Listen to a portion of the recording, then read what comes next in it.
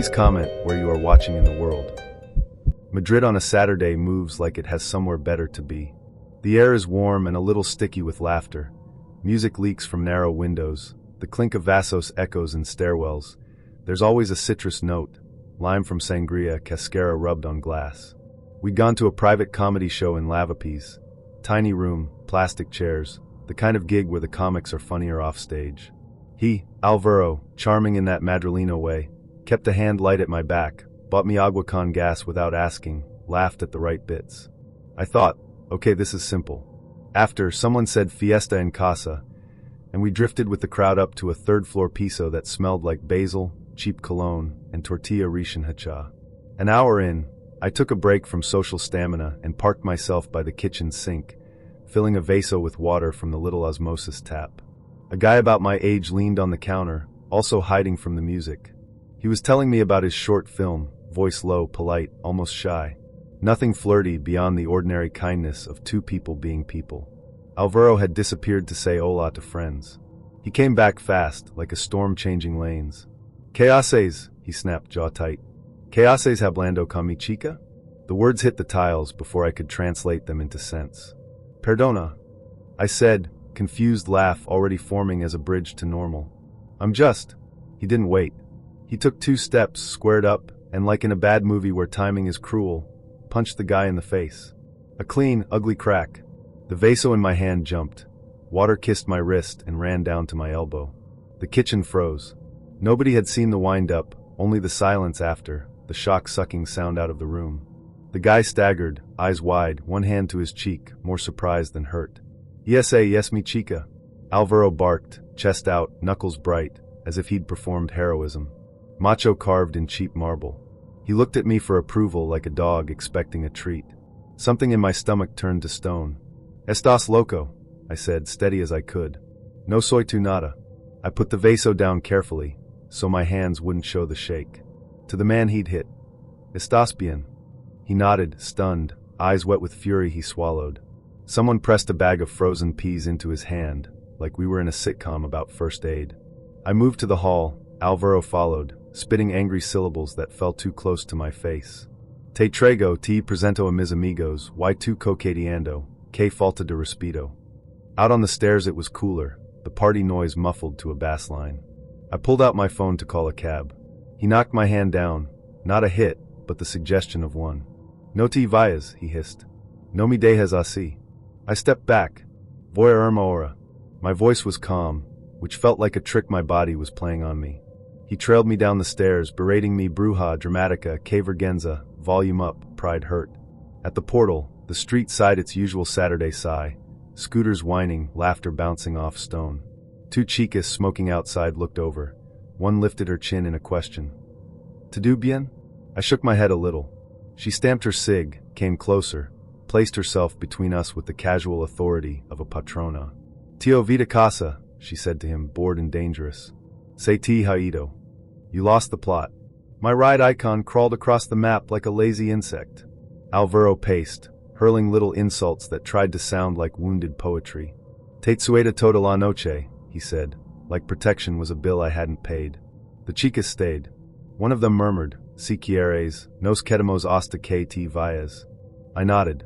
The car arrived. I opened the door. Alvaro leaned in, last attempt. No hagas drama. The driver looked at me in the mirror, eyebrows ready.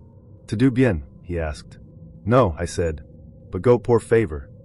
We slid into Malasana like a coin into a slot. My hands started shaking then, the delayed tax. The phone felt cold and heavy in my palm, a small indifferent machine. I texted the host, explained what happened in short, sharp lines. He replied fast, Lo siento muchísimo. No lo 6. ¿Estás bien? Then another message from an unknown number 15 minutes later. The guy from the kitchen, Soy Diego. Por eso necesitas testigo. Te escribo para decir que no hiciste nada. Relief snuck in with the Madrilenian punctuation. I'm not dramatic. I'm Brooklyn. There's a difference. By that I mean I don't make a federal case out of nothing, but I also don't let nobody play me. So when I matched with this guy on Hinge, let's call him Sam, because of course he looked like a Sam, jawline like he ordered it off Amazon, I was cautiously optimistic. He had the dog pick, The one where the pit mix looks like it pays rent. He had a book on his nightstand. Was it actually his? Unclear. And he had that one photo at a rooftop bar with Manhattan behind him like a screensaver. Fine. Cute enough. We joke about his "I make a mean carbonara" prompt. He says, challenge accepted. But first, pasta made by professionals. We pick an Italian spot on Court Street. Tiny, warm, smells like roasted garlic and olive oil swallowed a match and lit the whole place gentle. A date that felt like it had come with bread. I love a date with bread. The day of I do my ritual. Not the heavy glam, just the I look like myself but shinier kit. Shower with the grapefruit body wash that makes me think of vacations I never take. Air dry curls, a little leave-in, a little gloss. Gold hoops, not the big court date ones, the nice medium hoops, the I speak, you listen size. I play that stupid old Spotify playlist I built in 2019 when I believed in soft boys and rooftop films, blood orange sunsets, and skinny margaritas in plastic cups. The first song hits, and I laugh at myself. Girl, I tell the mirror, we're retired from clowns. The mirror is like, we'll see. Dress? Navy slip with a cardigan, I'll definitely lose by July. Boots that say, I can run for the train, but I won't. I text my friend Kay. Pasta date, pray for me. She sends back rosary beads, and the little Italian flag, and a meatball emoji, because she's ridiculous. We've got a 7 p.m. res. At 3 p.m., 4 hours before, my phone buzzes. Sam, hey, sorry. Something came up. Can't make it tonight. I stare. Read it twice. Something came up. Like he's a dentist, and my molar walked out. No reason, no reschedule, no my grandma fell from the cloud. Nothing. I feel that little pinch under the ribs, the one that says, don't do this again. Don't argue with a bare minimum. I type no worries, because I am a lady, and then I add, by forever, because I am a lady from Brooklyn. Send. Throw my phone on the bed. Walk to the fridge. Open the door and stand in the cold like it's church. There's leftover penne. I could reheat it, make my own date, save the babysitter fee for my dignity. I text Kay. Cancelled. Something came up. Kay. He can choke on the something. I light a candle, blow it out. Put the cardigan back on the hanger. I'm not crying over a man whose jawline probably pays in Klarna. I order Thai. I pick a movie where everyone is messy but honest. The sun slides down behind the buildings like a kid going under a blanket. Fine. Night rescued. At 7:01 p.m., right when I'm deciding if the curry needs more rice, my phone lights up. Sam, I'm outside. Let me know when you get here. I read it once. Twice. 3 times. I look at the clock. The audacity keeps time better than my oven. I type, sir, you canceled our date. What do you mean you're outside? 3 dots. He's typing. I can hear his shoes. I imagine them, white sneakers, lace knots fat as marshmallows. Then, Sam, oh my gosh, I'm so sorry. I canceled on the wrong person. There it is. The wordless thing I've suspected about the apps but tried not to name. The spreadsheet heart. Columns of girls, cells colored green or red. Double booked, double-eyed, and then the coin toss went the other way and I was what, the clerical error? My stomach does that slow, hot flip. I put the phone on the counter like it bit me. You canceled on the wrong person, so you had 2 dates at 7. You did a eeny-meeny and told the wrong woman to kick rocks. And the best part, you didn't even catch it till you got to the restaurant and realized the seat across from you had a personality and a pulse and a different name. I don't respond. It's not a debate, it's a diagnosis. My phone buzzes again, and because I'm dumb in this one specific way, I look. Sam, I feel terrible. Come out. We can laugh about this. I picked a bottle of Barbera. I laugh. Out loud. A dry, sharp bark of a laugh that makes me cough. This dude thinks wine is an apology. He thinks grape juice with a degree erases the math. We can laugh about this. Bro, you canceled me and kept to second me. That's not a blooper. That's an HR training. I walk to the window. Down on the block, the deli guy is stacking seltzer cases in a little pyramid. 2 kids do wheelies, 1 foot flashing white sock, 1 foot bare. The night is fresh and bright and full of people who know where they're supposed to be.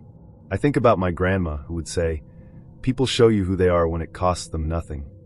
It cost him nothing to be decent, and he couldn't afford it. Still, I'm not gonna pretend I didn't want the date. I wanted the ridiculous romance, the bread basket, the warm bowl, and the first sip and the laugh that lands. I wanted that version where something came up was my aunt broke her hip, and not, I'm a coward with a calendar. If you've been on these apps longer than a week, you keep a little wallet of imaginary nights in your pocket. You take them out and look when the train is late. That's the part that hurts. The tiny loss of a night that could have been perfectly average in a nice way. He calls. I let it ring. Decline. Text again. Sam, seriously, I'm mortified. Come out. I'll explain. Explain what? You're spreadsy. Nope. Not today. I scroll back through our messages, just to punish myself a little. The carbonara joke. The photo of his dog with the little paw over its eyes. The my nana taught me about good olive oil line, which, now that I'm revisiting it, reads like it's been deployed often. I picture the copy-paste muscle in his thumb. I picture the other girl, wherever she is. Did she get the something came up? Or did she get the seat? Did she get his grin and the story about his short-lived DJ phase? Is she laughing, right now, at a story about how he accidentally canceled the wrong date? Did he practice the boyish shrug in a mirror? My phone pings a photo. The awning of the restaurant, soft yellow light. The text, I'm literally outside. Then, like a genius negotiator, he adds a crying laughing emoji. That emoji is the weapon of men who think consequences are a vibe, not a law. I type, you canceled on me. Not a mix-up. A choice. I don't send it. I don't need to be the teacher in his adult education class. I put my phone on Do Not Disturb, and I eat my curry. It's a little too spicy and exactly right. I should have clocked it the minute he said, I'll sort you by month end, like Bill's wait around with a cuppa. But I'm getting ahead of myself. Name's Ronnie. South London born, a Hackney girl by habit, living in Dubai by accident. Long story. Took a contract, fell for the sunshine and the neat pavements, told myself 2 years max. My flat's in a building that smells like lemon cleaner and ambition. 2 bedrooms, white tiles that show every crumb, balcony squinting at the sea if you lean just right. Him? Call him Lewis. London lad, seen round Shoreditch in a cap that didn't suit him, but confidence can sell anything. We'd been talking for months, a drip feed of voice notes and memes while he wrapped up a project in Manchester. Then, surprise, his company transfers him to Dubai. The plan was he'd crash on my sofa for a fortnight, 3 weeks tops, while he found a place. First red flag, wore a nice cologne. The first 2 weeks were easy. He paid for every grocery run like a game show prize. Salmon, berries, olive oil fancy enough to have a CV. He cooked, too. You don't know pesto till you've had mine, he'd say, and I'd laugh like I hadn't heard it on 5 dates already. He wiped the counters, stacked the plates, tidied his trainers by the door. I thought, okay, man's got manners, money, and a decent wrist with a wooden spoon. Could be worse. End of week 2, the landlord messages me. Hi Ronnie, rent due next Thursday as per. My rent isn't cheap. Dubai likes to raise an eyebrow in the invoice. I show Lewis the number, we agree on half. He nods serious. Waiting on my last payout, he says, scrolling his emails like the money might walk out and wave. $4,000. They're slow. Next week latest. Don't stress, babe. Babe. I add that to the red flag pile and keep smiling. We settle into a rhythm. I work. He networks, which appears to be brunching with boys called Zach who say crypto like it's a spell. He's always out in iron shorts, white trainers so white they dare the dust. Evenings we watch rubbish telly, and he tells stories about Manchester lads, wild office parties, the time he accidentally bid on his boss's vintage watch at a charity auction and couldn't back out. He's funny. He's pettable. He's also, if you squint, unemployed. Freelance, he corrects me once, eyes going cold. I pick my projects. 3rd week, the groceries get a little less bougie. He forgets the olive oil and brings sunflower like it's naughty. 4th week, he stops picking up the receipts. You've got it? I'll transfer you the lot when this payout lands. He flashes me his mobile banking app like a horoscope, colorful, meaningless, soothing. His family comes to visit, mom, auntie, cousin, proper sweet ladies with quick laughs. They book a hotel round the marina. He vanishes 2 nights to stay with them, returns with a bag of hotel toiletries and hugs like he's done me a favor. They love you, he says. Said you're solid. Proper wife energy. I do the laugh women do when they'd rather scream. By the end of the month, we've had 3 arguments that start in logistics and end in dignity. Where's the rent money? I ask, calm voice, balancing my mug like it's a court transcript. On the way, he says, leaning against my counter like he pays for it. They're dragging their feet. International transfer in it. Banking is a joke. You've said next week for 3 next weeks. He rubs his jaw, does the man-pondering pose. Do you want me skint in a new city? It's just timing. That night I can't sleep. The AC hums like gossip. I get up and lay out my finances on the table like tarot. Salary, savings, the remainder after rent, the remainder after food, the remainder after the remainder. My chest tightens. I message my landlord. Half this week, half next, is that okay? Tick, tick. He replies with a thumbs up that feels like a lifeline and an anchor both. We start stepping around each other. He's all apologies and charm and promises. I'm all schedules and boundaries and post-its. Look, I say on a Saturday, sun too bright to feel kind. If the money doesn't come by Monday, you need to go stay with your mates for a bit. We can revisit when you're sorted. Stay with my mates? He laughs like I told a joke. Babe, don't be dramatic. It's not drama. It's rent. He leaves for 2 nights. I exhale for the first time in days. I clean the sofa where his shape has been living. I light a candle that smells like bergamot and better choices. Sunday evening, he texts, back tomorrow with the money. Promise. Monday, he shows up empty-handed, kiss ready, suitcase wheels singing confession on the tiles. Nope, I say, backing away like the suitcase might bite. Where's the transfer? He pats his pockets for theater, pulls out his phone. They said 48 hours. It's pending. You know how these lot are. Which lot? Your old company? Your bank? Or the ferries? Why are you like this? He drops the smile. You think I'm rinsing you? After everything I've done. I look around at everything. 2 empty Pellegrino bottles, his hoodie on my chair, a plant he overwatered because he felt sorry for it. My voice goes quiet. You've stayed in my home for a month and haven't paid rent. Yes. I think you're rinsing me. Something sharp crosses his face. He throws his hands up. You're leaving me homeless in a country I don't know. That's on you, yeah? There it is, the pivot men do when they meet a boundary and call it a betrayal. Find a hotel. Call your mum. Call Zach from Crypto Brunch. It's not my job to carry your bad planning. He stares. Ask your mum for the money then. My mum. I laugh. My mum would sooner send a curse. That night, the air feels heavy. I message my landlord again, honest as a bruise. Flatmate situation messy. I will cover by Friday. He's kind about it. Kindness makes me cry harder than cruelty. Louis sulks in the guest room till midnight, then reemerges, leaning in the doorway like a sad statue. I'm sorry, he tries. I'm stressed. I didn't mean to snap. Look, let me stay 1 more week. It's all coming together. I shake my head. No more weeks. You can stay till tomorrow afternoon to sort your things. That's it. He paces. You're making me the villain. You're auditioning beautifully. He mutters something about loyalty and gratitude, and how I'll never find someone who cooks like him. I say nothing. I won't box with air. The next morning he's gone before I wake, leaving his spare key and an apology note that reads like a legal disclaimer. There's no transfer. I send him one final text. When the money arrives, if it arrives, send it. Otherwise, we're done. I mute the chat. I block him on Instagram, where his stories look like adverts for a life he doesn't pay for. It was a Thursday, that fake Israeli Friday energy buzzing on Dizengoff.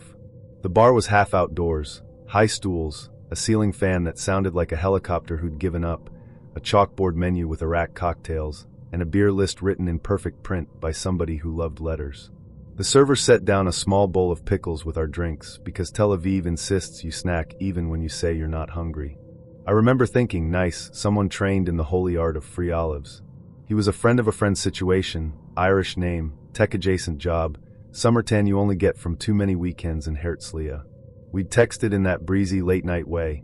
Stupid memes, one photo of his dog pretending to read the paper, nothing too deep. In person, he was taller than I expected, and a little too shiny, watch, shoes, the kind of smile that flashes like a sign.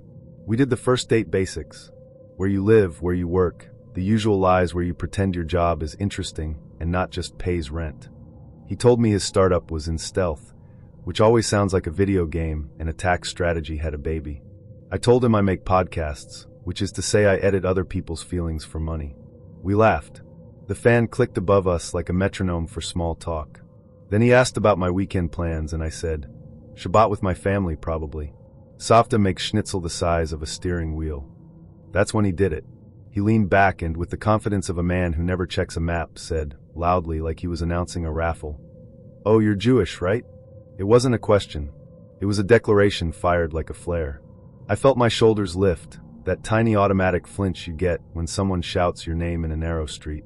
The bar wasn't packed, but it wasn't empty either. Two guys in black t-shirts laughed at a table behind us. A couple on their first Tinder kiss negotiated lips somewhere near the wall. The barman shook something with too much ice. For a second, I was just a person with a drink. Now I was capital J Jewish in 24-point font, bold. I tried to make a joke, keep it soft.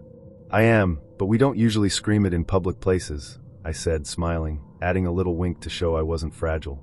"Sababa, relax, it's fine. Tel Aviv is loud enough, lo?" He didn't laugh. He leaned in, eyes bright with a kind of performance electricity. "No, but listen, he said, palms up like he was offering me something generous. "It's just, with all that, you know," he rotated his wrist as if he could stir the world into clarity. "The money stuff, the media stuff, the way you people." I felt the word like a small stone in my shoe. "You people. I mean, I'm not saying you," he added magnanimous, "just Jewish people. It's a little, how to say, I would be embarrassed." His mouth enjoyed the sentence. He repeated it, louder, like an opinion he'd just upgraded to a lifestyle. "I would be embarrassed." He said other things. Clipped fragments, shortcuts to centuries of **T. Something about controlling narratives. Something about victimhood as a brand. He tossed in a joke he thought was clever about bagels and bankers that made the couple at the wall stop kissing. I could feel my body in pieces, throat tightening like a drawstring bag, stomach doing the sick roll, ears going hot. My coffee, a tiny espresso I'd ordered because I wanted to be smart on this date, tasted suddenly bitter, like I'd licked a battery. I was aware of my mezuzah at home, the tiny one by my door that I touch without thinking each time I leave, the candle's soft lights on Friday nights, her fingers trembling sometimes, how she kisses her fingertips after the blessing and says, "Yehi or Motek," as if the light is fragile and she can blow it stronger. I thought of my Saba's phrases, the way he used to say, "If you can laugh, laugh. If you can't, walk." I heard him in my head like a little drum. Around us, the fan clicked. The pickles sweated in their bowl. The server hovered, eyes unsure, a question mark in human form. I could feel the bar listening even if it pretended not to. I tried once, brief, because I'm not made of air. "You're being offensive," I said even. And loud. He smiled like I'd complimented him. "I'm just being honest. Someone has to say it, no? Everybody thinks this. You know, media won't let you talk, but me, I don't care. Freedom of speech." He said it like a superhero alias. "Anyway," he added, like a man moving cutlery on a table to make room for his point, "you're not like them." Not like them. Them, the magic word that turns people into quarry. I placed my hands on my thighs because I'd started shaking, and the old trick of pressing down sometimes helps. I thought about staying, about turning this into a lesson, a TED Talk he didn't deserve. I thought about all the nights we swallow, how many times we carry the weight of someone else's ignorance like a backpack of bricks because we are afraid of looking sensitive. I thought about the world right now, how the volume knob seems glued to max, how a casual drink can become a referendum in a minute. I thought about my grandmother's hands making small circles in the air when she talks about her mother, the way grief lives in wrists and quiet. He kept going. He'd found momentum. He was not talking with me. He was practicing a speech at me. "And you know, you play the victim, but then," he stopped, looked pleased, like he'd said something clever. "Oy vey, right?" he added, a parody, his mouth rounding the words as if they were candy. That one did it. The mockery like a party hat on a funeral. "Slicha," I said, standing. "No." "What?" He blinked, confused, as if I'd cut the power in the middle of his spotlight. "Where are you going?" "Home," I said. "Away." I put cash on the table for my drink and the pickles I hadn't asked for. My hands worked strangely, like I was wearing someone else's gloves. I nodded to the server, her face softened, just a hair, tiny solidarity. Behind us, one of the black t-shirts muttered something that sounded like, "Yikes." It was enough. He laughed, a small ugly sound. "Oh, come on. Don't be dramatic." "I'm joking." "It's jokes." "No," I said again, in the way my mother says it when she means the conversation is finished. "It's not jokes." He made a hand flip. "Typical." "Typical what?" I asked, and the question was not a question. I did not wait for the answer. Outside, Dizengoff felt too bright. Neon het. Scooters beeped at people who didn't move fast enough. Someone walked by with a bouquet of sunflowers big as a bicycle wheel. I stood under a ficus, breathed like my yoga teacher says. 4 counts in, 6 counts out. Let your belly be soft, let your jaw unclench. My phone buzzed like it felt my pulse and wanted to match. I texted my best friend, Eden. Date went anti-Semitic at minute 24. I walked. 3 typing dots, then, Ma Petum? You okay? Where are you? Outside Dizzy Frishton. I'm fine. Just shaky. Do you want me to come? No. I'm going to catch the 5 home. Text when you're on. I checked the bus app. 7 minutes. I stood with 2 teenage girls in oversized shirts laughing in fast Hebrew. Their slang a machine gun I couldn't follow.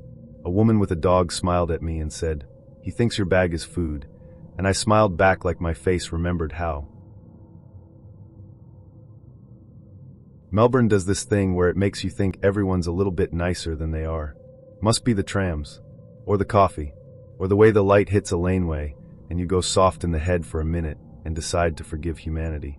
Anyway, me a Thursday Fitzroy, little bar with plants that look better watered than my houseplants, and a bloke named Dean who had the jawline of a motivational speaker. First 10 minutes? Fine. He's talking about surfing. I'm nodding like I've ever stood up on anything that moves. He orders a round of spicy margs. I do the polite laugh at a joke that isn't actually there. Then I excuse myself to the bathroom. 2 minutes, tops. The air in the stall is Antarctic and smells like the ghost of eucalyptus. I check my lipstick, send a quick still alive to the group chat, 3 skull emojis back, supportive, and return to the table. He's gone. Not duck to the loo gone. Not at the bar gone. The stool's pushed in, the salt rim on his glass has 1 smug lick out of it, and there's a damp ring on the table where his presence used to be. It's like someone hit Ctrl+Z on a person. I stand there with my bag strap cutting my shoulder and do a full 360 like a meerkat that's just been lied to. "Hey, you right?" the bartender asks, friendly in the way hospo people have to be to keep society functioning. "Yeah," I say.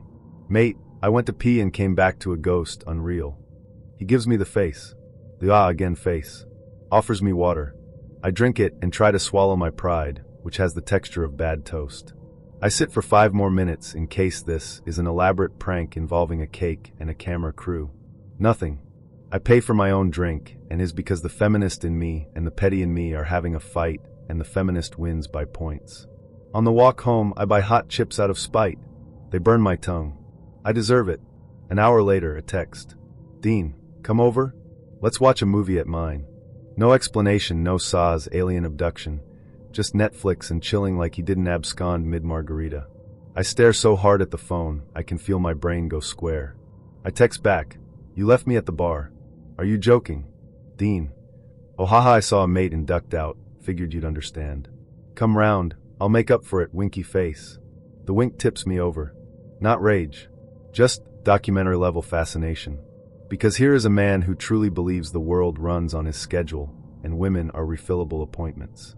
I block him and add his number to our group spreadsheet, the one we keep in a shared note like a bunch of suburban witches, titled Red Flags and Return to Sender. My contribution. Dean vanished mid-drink, later invited me over. Leave him on read and feed him to the magpies. You think that'd be the worst, but no.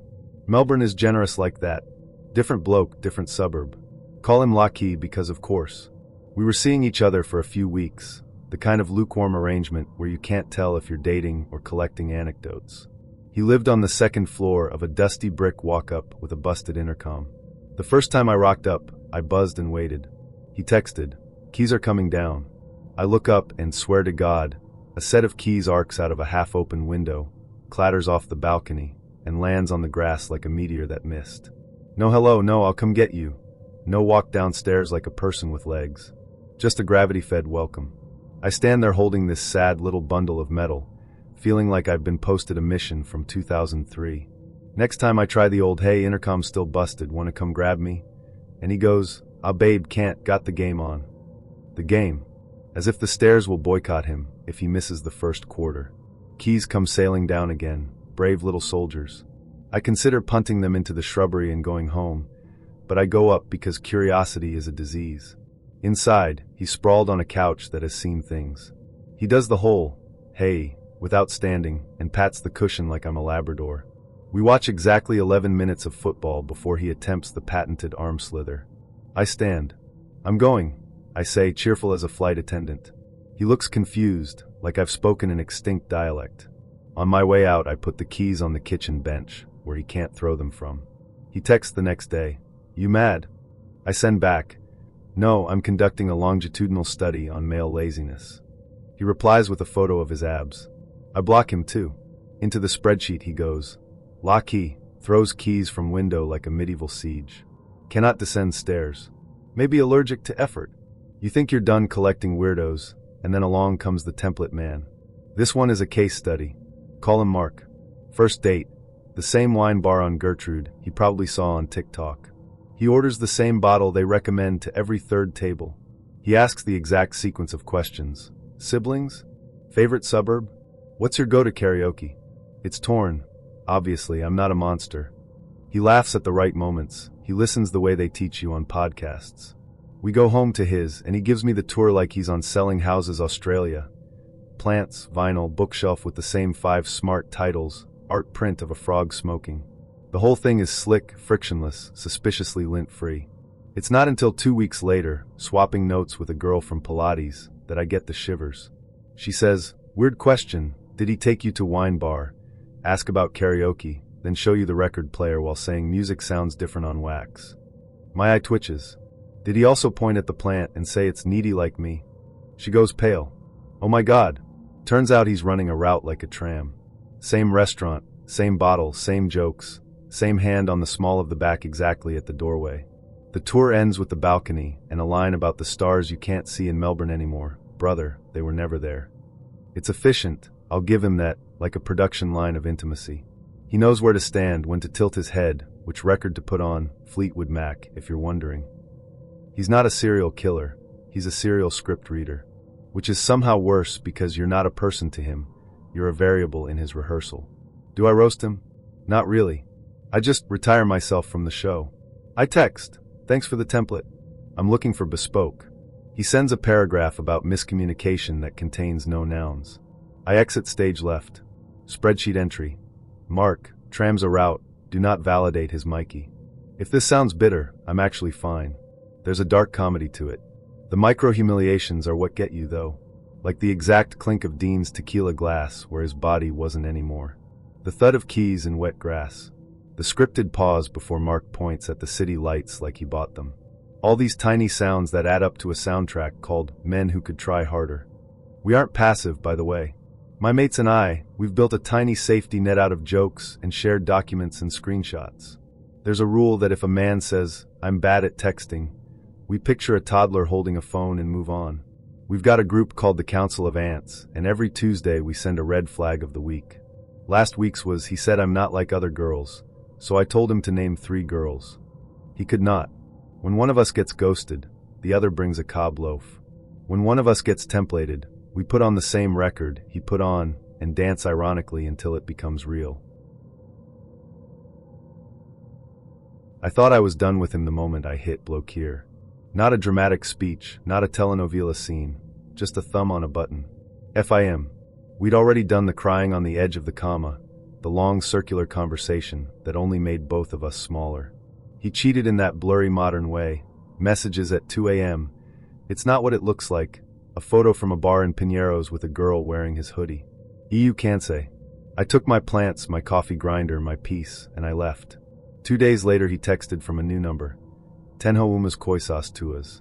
He listed the inventory like he was doing me a favor. 1 plastic hanger, cab-eyed. 1 Domino's game from a pharmacy, the cheap kind with the tin dented on the corner. That was it. Not a sweater. Not a book I loved. A hanger and a game. I stared at the message and felt that old exhaustion crawl up my spine. The point wasn't the objects. The point was the string tug. Answer me. I blocked that number too. Silencio. Sao Paulo moved like usual. It always does. Garoa fine as breath on the window. Bus brakes squealing on Rua Augusta. The Padaria downstairs baking Pau Francis like a promise. I kept my phone on Neo Perturb. Drank suco de maracuja at night to sleep. Checked the corridor peephole like a superstition. 1 quick look before bed, another in the morning, so por via das duvidas. It was a Thursday when the interphone buzzed. My heart did a samba it didn't audition for. Queme? I asked, voice small. A male voice cheerful. Oi, so amigo do nome deli. Yeli pedio pra, eu dixer uma sacola com umas coisas tuas. Tranquilo. The bag. The hanger.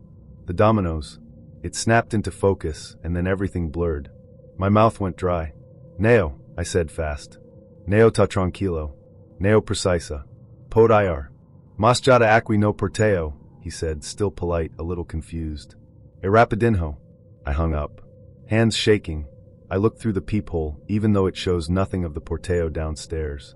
In the convex circle, only the empty corridor, azulejo blue and white, the neighbor's plant leaning toward the fluorescent light like it knows a secret. My phone buzzed, my portero, SEU Jorge. Temum rapaz aqui dizendo que vai subir entregar uma sacola. Tá autorizado? Neo, I said. Por favor, neo sob ninguém. Say Yeli and sister, me liga. I sat on the arm of the sofa, the fabric biting my thigh. Thought sprinted. He knows where I live. Of course he does. We lived together for a year. But the knowledge had been abstract, like a map rolled up on a shelf. Now it was unrolled on my floor. He could send people to my door with the excuse of so amigo. A courier of disrespect. The interphone buzzed again. Yeli dikes na portaria, said SU Jorge gently, as if telling me the rain had started. You paso guardar aqui. Obrigada, I said, voice thick. Eu desco depois. I didn't move for 10 minutes. I listened to the apartment breathe, the whir of the geladeira, a car horn stretched thin by distance, footsteps on the andar de cima. Knock knock. My heart launched. I checked the peephole. My vizinha donatcita, of course, hair in a towel, mascara smudged lovely. She raised her eyebrows at the door like a question mark. I opened. Tá tudo bem? She asked, eyes soft. Eu ouvi o interphone. Oi mina filha. I told her the short version. Break up. He texted. I blocked. He sent a friend. She clicked her tongue. Ai menina. Els neo acidum neona. Tudo correndo tura ultima palavra. She squeezed my shoulder. Say preciser, eu fico aqui. Odesco com você. We went together. In the elevator, the mirror held two women. Me trying to look like a person. Her, the auntie every preju needs, mouth ready to fight for peace. At the portaria, the sacola waited on the counter under the little sign that says, Por favor, esse identificar. It had a dull weight, like a small gilt. The tin clinked when I lifted it, a cheap clatter that made me feel 15 again, buying games in a pharmacy because we had nothing else to do. The hanger poked through the plastic like a question mark. I said thanks to SEU Jorge, who shook his head and said, Qualquer coisa chama. Say Yeli aparecer, a gente resolve. On the way back up, I imagined the friend. What did he think, driving or walking to my preju with a bag that wasn't his? Maybe he felt chivalrous, good deed for a bro, bringing closure in a sacola. Maybe he knew exactly what he was doing, showing me I can be reached. A passive-aggressive breadcrumb trail, disguised as civility. In Sao Paulo we know this dance, mask control as Corinho, call harassment cuidado. At home I put the bag on the balcony floor, and left it there like a contaminated thing. My phone lit again, unknown number. I didn't answer. A text arrived anyway. Recibo? Vaya como eu so tranquilo. The grammar was him, cocky casual, no accents, the jaitinho of laziness. My stomach flipped. I typed, deleted, typed again. Anything I sent would be oxygen. I blocked. Then I called my friend Luana, whose voice is a hammock. She listened to the entire download. Cara, she said finally. Isso é intimidaco. Yeli quer te lembrar que exist. Yeli neo aguena que a historia acabou, sem verso deli no final. He's like, I know your door, I said. And he can send minions. Isso, she said. Mas a gente também tem minions. Her laugh cut the fear. Uvoe I sábado. A gente troca fechadura. We did. Saturday morning we called a chavero, fast, efficient, smelled like WD-40 and cafe. He changed the cilindro, handed me new keys like a blessing. Agora so entra quem você dixa, he said, which is basic locksmith copy, but felt like a poem. I went downstairs with a note for the portaria. Neo autorizer entrada de nome deli. Neo receiber objetos enviados por terceros em nome deli. Se comparecer, ligar para mimi para segurança. The syndico, who loves rules like other men love football, stamped it with a theatrical thump. Dixa comigo, he said, chest out. I believed him a little. That afternoon I filled out a Bolton de Ocarencio online. It felt bureaucratic and necessary. I attached screenshots. The messages about the sacola, the smug so tranquilo, the new numbers. I wrote in the descriptio box what I wished I had said at the door. This is not about a hanger. It's about access. I texted his friend's number 2, the one from the interphone, which I'd asked the portero to note. Oi, I imagine you didn't know the context. Next time, please don't deliver things for him to my building. It's not safe for me. 3 dots. Then, Paxa. Desculpa. Yeli me diz que era de boa. Eu não sabia que vocês tinham terminado assim. I believed him a little. Entitlement often borrows other people's manners. I took the sacola to the Lixo, yes, even the dominoes. It made a mean clunk in the chute that was more satisfying than I expected. After, I watered my plants with ridiculous tenderness, like they'd survived something too. I made a list on my fridge, boundaries. It was corny and perfect. Portaria, Ene with tilde autorizer. Fechadura trocada. Grupo de amigas, aviso esse algo estranho. Bolton fido. Números bloqueados. At dusk, Sao Paulo threw that soft orange light across my sala, and the city hummed its million souls hum. A neighbor's kid yelled GOL, somewhere 3 floors down. Donut Sida knocked and handed me a slice of Biuelo de Fuba, porque be on the lookout cura. We ate on the veranda, knees touching, the air smelling like chuva-perdo. She said, "Ta tudo bem?" And I said, "Ta. Agora ta." First make we set ground rules. I like breeze, I like movement, but I no day enter inside bush with man way I just swipe right on. I be Lagos babe, not Mowgli helper. So when Bumble match, make we call him Teo, open chat with we should go on a hike, just us somewhere quiet. I type back, "Quiet where? Sambisa?" He dropped laugh emoji, then another message quick. No now, a sweet trail outside town. Private coup. Not so problem day start. Profile no bad, clean beard. Eyeglasses way look like startup CEO. One photo with small Pekin. Probably niece or prop, Husabi. And that standard waterfall pose like him day audition for Discovery Channel. Our first just sweet small. But the speedway he want move. Omoen. When can I see you? What day works? We should leave the city. I tell him, relax. Coffee first. Public place. Where people day. Generator noise as backup choir. Next morning he circle back. Hike makes conversation flow. No distractions. I reply. I no day do no distractions with stranger. Park or cafe. He switched tactic. Okay, I'll drive. I'll pick you. Me. You no need my address. I go meet you there. Him. Why you day fear? I be gentleman. Me. Gentleman no insist. We fix plan. Saturday 10 a.m. Big park with enough joggers to run relay. Friday evening he text again. Just drop your address, I'll come get you. I send him my emoji. Which part you no understand? He reply, you like forming. I answer, I like living. Saturday morning, sun still day toast slowly. Air get that wet leaf smell way Lagos, somehow preserved between exhaust and suya smoke. I reach early, sit near plant and chips woman, by bottle water. Teo show 10 minutes late. Fine boy correct, scent like new bar soap, grin too wide. First sentence, this park too crowded. Let's go somewhere quieter. I smile without my teeth. Brother, not people I come see. We walk a small loop. He try touch my lower back. I comment for the hand like hot pot. He laughs small, then voice change tone. You too tense. I fit drive us to one nice trail. 20 minutes. I shake head. I no day enter motor with person way I no. He set jaw. Now why you day act like I thief? I think but no talk. If shoe size fit. Questions begin. Where you day stay? Which bus stop near your house? You day work island or mainland? What'n be your surname? Your parents day Lagos? He talk him like normal gist, but the checklist style day loud. I answer with fog. Somewhere. Different places. Office day office. Dem day fine. He chuckle. You hard. I say, I day alive. By 11:30 I tell him say I day bounce. Market day call me. Stew no go cook itself. He insists to escort me reach car. I point general direction and swerve. I go day fine. Okay, so your address? He try again, like person way no fit believe the word no. Guy, respect yourself. He hiss thin, as if mosquito bite him. I reach house, just my friend Igioma on voice note. Another one-way one rename boundary to attitude. We laugh.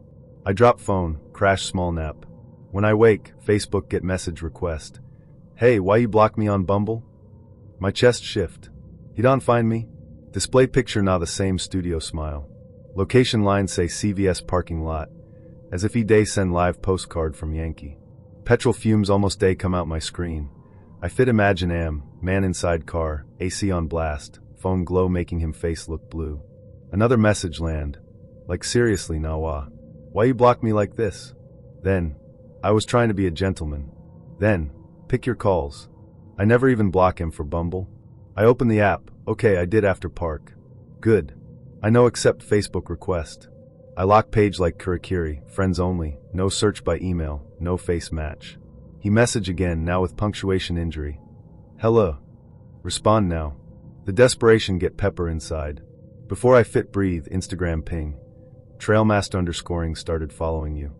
0 posts, leafy bio. DM. It's me. Stop acting. Another DM. Hard eyes under my old photo way I hold coconut at Tarqua Bay. Voice note drop. You day overreact. I be good guy.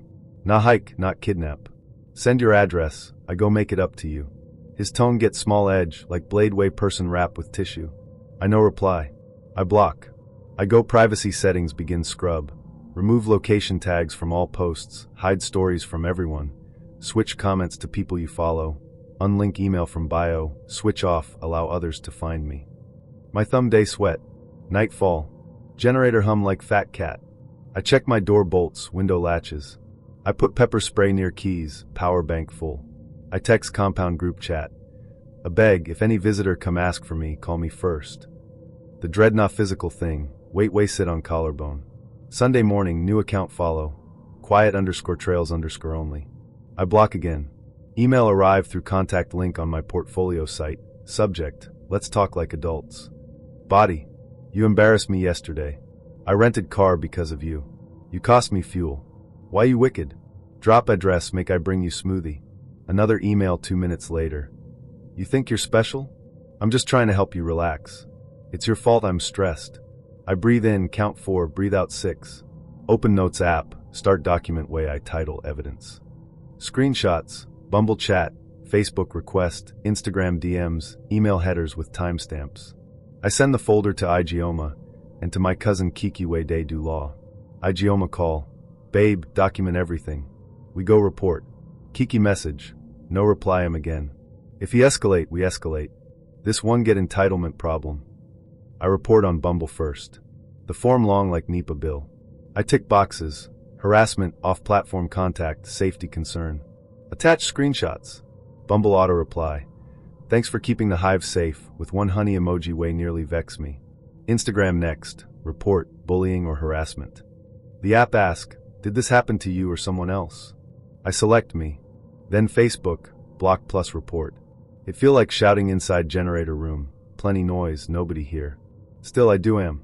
By evening my phone quiet small. I carry him like egg. I go downstairs by plantin' and eggs. Mama aka the shop woman look my face. Wetin do you? Nothing, I lie. She tisk. If man disturb you shout. She pack me extra pepper free of charge. That kindness sweet and pain me together. 2 days pass. Silence. Then Tuesday 7:42 p.m. unknown number. Pick up. I know pick. Message arrive. Why you acting? I'm at the mall parking near the pharmacy. Come out. My skin cold.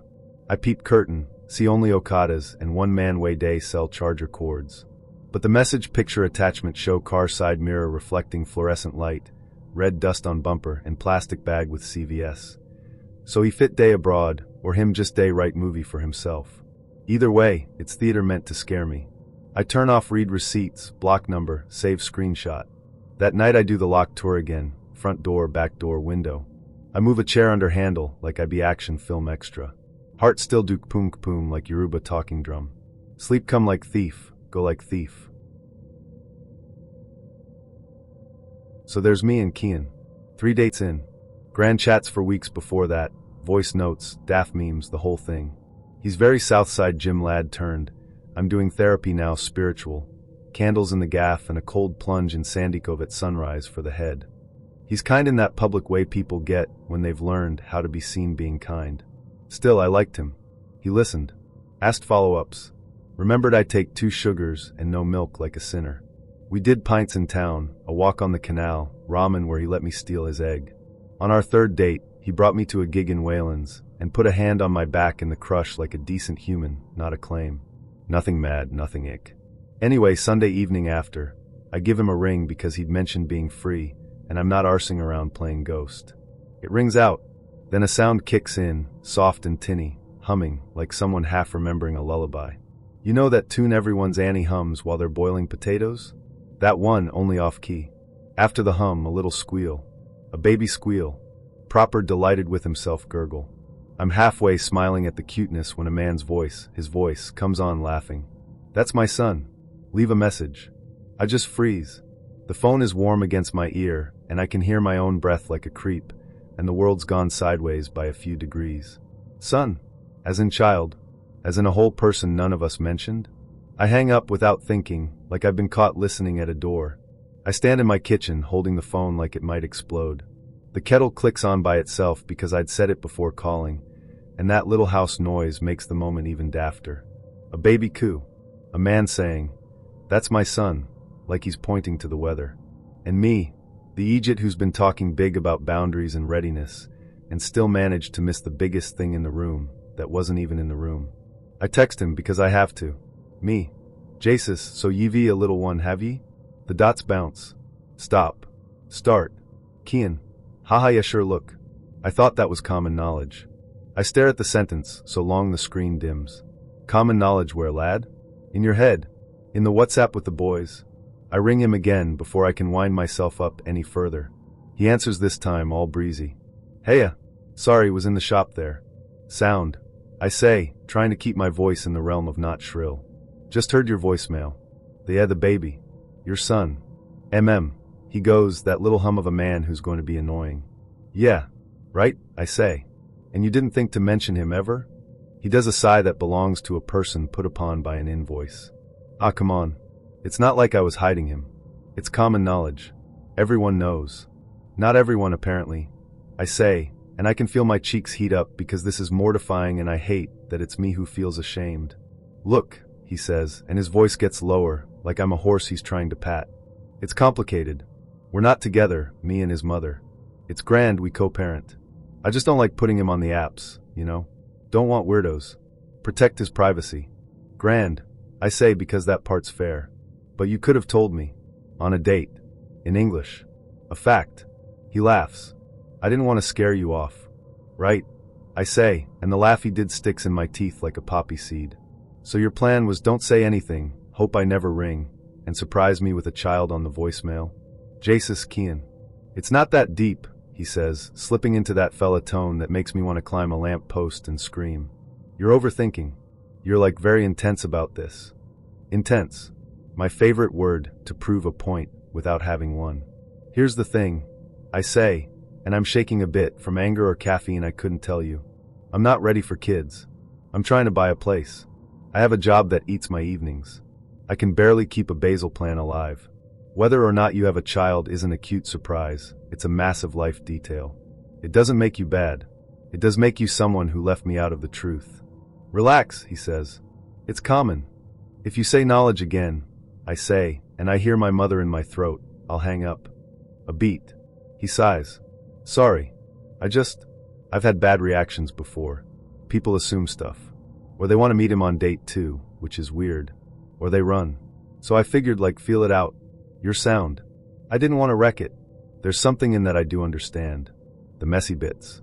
The way you want to present your best shelf of self and leave the junk drawer shut. I'm not cruel. I picture a custody calendar stuck to his fridge with a magnet shaped like a pint. I picture the tiny socks on a radiator, the half-built IKEA thing. I picture a woman I don't know who has to do twice the work because a man she used to love wants to dip in and out like tides. "Okay," I say softer. "It's probably not easy, but I shouldn't have to trip over the truth by accident." "Fair," he says, and he sounds like he means it for exactly 1 second before he ruins it. "But you'd have legged it if I told you straight away." "Maybe," I say. "Or maybe I'd have thanked you for the honesty, and we'd have saved each other time." We hang up on some version of civil.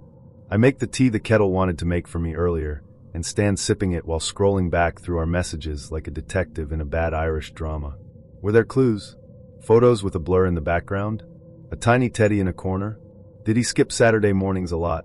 There's a selfie from his hall, white walls, gray console table, big circular mirror that takes up the whole shot. Is that a nappy caddy half behind the console? Or a basket for scarves? I zoom until the pixels get shy. I scroll the Instagram I barely stalked before. Oh, here's an old story highlight I'd missed. Family. Just 3 clips. A birthday cake with a single candle, a tiny shoe next to a big shoe, a blurry swing in a park. No faces. He wasn't lying about privacy. I sit down. The tea goes weird in my mouth, like it's had enough of me. I ring my pal Aoife, who has a toddler and the patience of a saint, but the eyes of a hawk. Girl, she says, after I unload the voicemail saga. Men will forget to tell you they've a wife if you don't ask. Common knowledge, my arse. The only common thing there is the sense. I feel rotten, I say. Not about the kid. About being played. You're not being played, she says. You're being given information late. Now you do with it what you need. I sleep like someone's left a hallway light on in my head, restless, blinking. In the morning I text him. Me, I've thought about it. You seem like a lovely dad. But I'm not in a place for this. I need honesty up front. Mind yourself. 3 dots. Then a long one. Kian, knew you'd bail. Proves my point. Then a second text, more measured. Look, no hard feelings. Best of luck with the house hunting. I put the phone face down and look around my rented kitchen, wobbly shelf, plant that's half dead, mug that says gas, in a font that isn't. I touch the envelope on the table with the big ugly bank logo inside, my deposit saver statement. I think of the baby's little squeal, the humming, the way his voice said, my son, like it was a star in a sky he'd named. It started with a text that was too certain. Next Easter we're doing this, he wrote. Our firstborn will be named Claire. I laughed. Sir, let's get through the first date. He wrote like it was already promised. That should have been my first clue. He'd been charming over messages, attentive, funny. But there were red flags I smoothed down because everything else gleamed. He told me to wear something black and tight. I wore an oversized white sweater instead. At 6 he scolded me for not being immediate enough. Tisk tisk. Then begrudgingly told me to wait on a corner. No restaurant name. No directions. Just wait. I stood in the cold, boots scuffing at slush, wondering why his surprise required me to shiver. He crossed from his building with a confident, practiced stride and led me into the keg. Not the cinematic steakhouse he'd implied. I felt overdressed, ridiculous, my cheeks flushed. He launched into a monologue, 15 minutes of him, not a single question about me.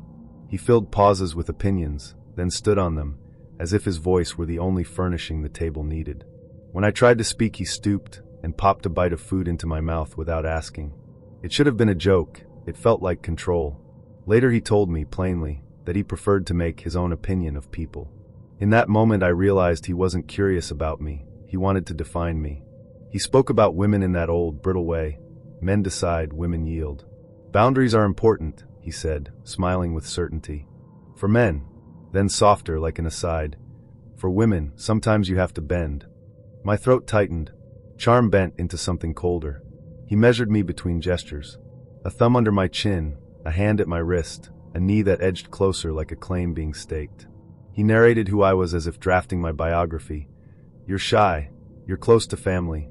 None of it true, but stated like fact. When I contradicted him, he smoothed it over. My corrections felt frivolous, unnecessary. His opinion was the room's architecture. He bragged about money and flashy trips, feathering the conversation with Miami Airbnb anecdotes. He told a story about a woman who got up and ran from dessert and laughed like it was a punchline. The laughter felt like a test. How much disregard could I tolerate? Small invasions kept coming. He fed me to silence me, he interrupted. He dismissed my interruptions with a patronizing there. The more I tried to occupy the air, the narrower the space became. People around us could have seen his smile clamp down into something precise and deliberate. When the bill came, he reached for it with the same assuredness he'd used all night. He paid, and the gesture felt less like generosity and more like purchase, payment for attention, for compliance. We left into the thin night air, gray with a dusting of snow. He offered to walk me to my car. For a second I considered misreading him. Maybe nerves explain the intensity. Maybe I was oversensitive. Then, The arm draped across me, possessive, not protective. I told him I wanted to go home. He said, irritated, "Don't be like that." When I repeated myself, he laughed, not kindly, but with the amusement of someone who believes discomfort is negotiable. It felt like a closing of terms I'd never agreed to. I blocked his number that night. I deleted his messages.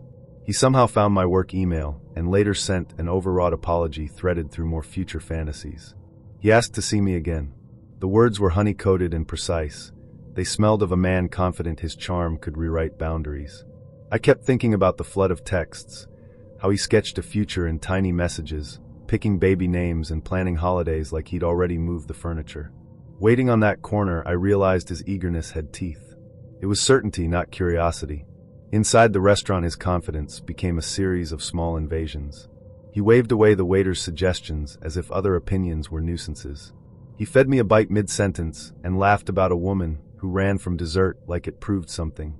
Each interruption clipped my words. Each condescending there narrowed my space. Confidence that looks like this is not harmless. On the walk back, his arm draped across me possessively. I said I wanted to go. He said, "Don't be like that," as if discomfort were negotiable.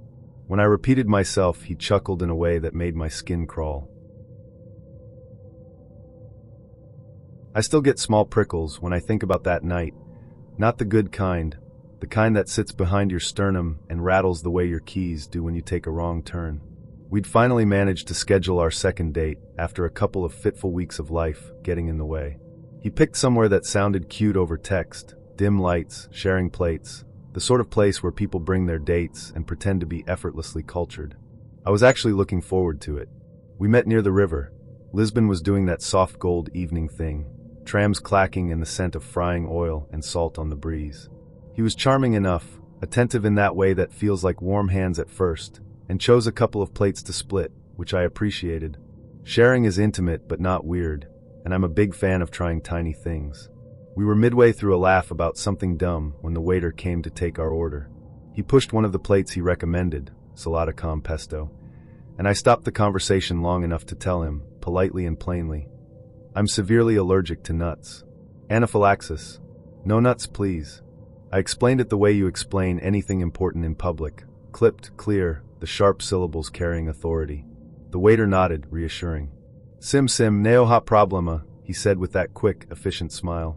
"Neo ponho pesto." He assured us he could leave the pesto out. I relaxed. He left. The food arrived, everything steaming and bright and smelling like basil and olive oil. We started moving things onto plates, and the evening unraveled in the pleasing way first dates often do. Small silences that feel comfortable, a hand brushing mine across the table, stories exchanged like currency. Then he did the thing that made my stomach drop. He slid half of the salad onto his plate, and as he shifted leaves and forked an olive, I saw it, a faint residue of green at the bottom of the bowl, like someone had scrubbed paint and missed a stroke. My stomach tightened. "Does that look like pesto to you?" I asked, trying to keep my voice casual in front of him. He looked. "Yeah, maybe?" Hard to tell.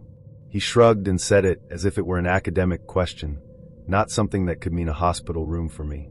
I called the waiter back over and pointed. "That looks like pesto on the plate.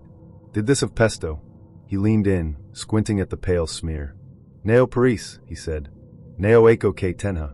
His tone was wrong, too quick to dismiss, like he wanted the problem to be small. I told him I was sure the menu listed pesto, and that I have a severe nut allergy. The waiter blinked, and then, with a slightly faster breath than before, verificar. He took the plate away. 10 minutes. That's the unit of time I remember, because it stretched like elastic. 10 minutes while we made small talk that felt like a taut rope. I smiled, laughed on cue, and all the while my chest beat a little too fast. The room hummed, forks on ceramic, the low buzz of couples talking, a tram bell far away. The waiter did not return for 10 minutes. My mouth tasted metallic. I forced myself to breathe like a calm person. I forced my hands to unclench. I thought through the steps. EpiPen in the bag, where is it? Okay, breathe, you didn't eat it, you didn't eat it. When the same waiter came back, he didn't look at me at first. He simply took the plate away with an efficient, embarrassed motion. No words. He walked away with my small, impossible thing in his hands. We stared at each other like a pair of people who'd both seen the same bad movie. Heedless, almost, of my panic, a different waiter returned with a new plate. Disculp, he said, voice soft. Tina pesto. O pesto tem noses. He translated slowly, as if the full meaning needed time to sink in. The pesto had nuts. That moment, the moment the truth was delivered, is strange because it's both tiny and enormous. Everything in me uncoiled, adrenaline, the cold sweat cartoon of doom. I hadn't even taken a bite, and still my throat closed as if I'd swallowed the wrong thing. It's an odd, helpless terror to be seconds from ingesting a substance that could end you. You rely on kitchens, on menus, on human beings to take the words seriously. That the waiter had walked away for 10 minutes before coming back, without offering any explanation, without saying, "I'm so sorry," in a way that felt like urgency, felt like negligence. I was furious, but I was also immediately, shamefully, aware of how frail I seemed. The person who could collapse if a vinaigrette was wrong. He, the man I was on a date with, became my anchor. He didn't flinch, didn't look annoyed. "We'll sort this," he said, the kind of voice you want when something is wrong, direct, warm, practical. He flagged the waiter, asked questions sharply, insisted politely until the kitchen confirmed the pesto's composition. He apologized on my behalf when I could barely form words. He did the small, ordinary heroism that matters. He asked the waiter to remove the plate, to clean the area, to check other dishes. He stayed physically close, not hovering, but like a body shield. He kept asking if I was okay in that steady, present way you hope for from someone you barely know. I remember the sensation of my chest unclenching slowly as the staff confirmed the mistake and apologized. The adrenaline faded into an exhausted, shaky relief. My date handled it like someone who'd been through crisis response training, not because he had the credentials, but because he had enough empathy to do what mattered. He didn't make me feel bad for the food being sent back. He didn't scoff at my precaution. He was quietly, stubbornly kind. We finished the rest of the meal with the shadows of what had happened still lodged in the corners of my mind, but eased enough to laugh again. He was careful about what he ordered after that, checking ingredients, translating menu notes, reading the italicized lines like a liturgist. We walked out into the Lisbon night, the cobblestones slick and the air cool. He offered to walk me to the tram stop, even though our journey split there. I realized, as we said goodbye beneath a street lamp, that the evening could have gone disastrously wrong in small, swift ways. Not because of malice, but because of complacency and the careless assumption that a menu note is just decoration.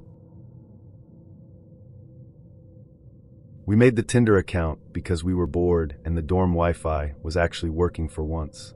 Summer term in Cairo is like living in a hairdryer, everything humming and sticky, so you invent entertainment.